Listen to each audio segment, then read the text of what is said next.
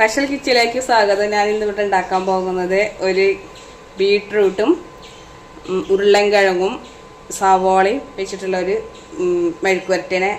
അതിക്ക് 2 പച്ചമുളക് കൊടുത്തിട്ടുണ്ട്. ഇനി നമുക്കതെങ്ങനെ ഉണ്ടാക്കുക നോക്കാം. പാൻ കത്തിച്ചു, വെളിച്ചെണ്ണ ഒഴിച്ചെടുക്കാം.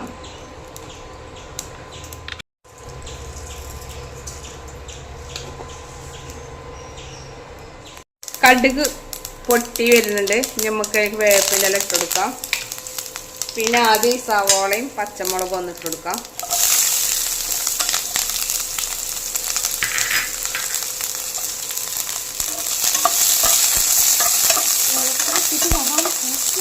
ഇനി അതിലേക്ക് കിഴങ്ങ് ഇട്ടെടുക്കാം.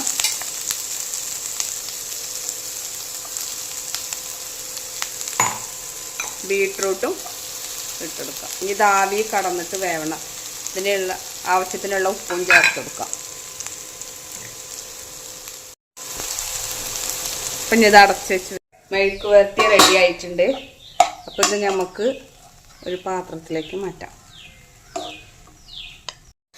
അങ്ങനെ ഇവിടെ ക്യാരറ്റ്, ബീട്രൂട്ടും ഉരുളൻകിഴങ്ങും ഉള്ളിയും കൂടെ ഉള്ള മെഴുക്ക് വരട്ടി റെഡി ആയിട്ടുണ്ട്.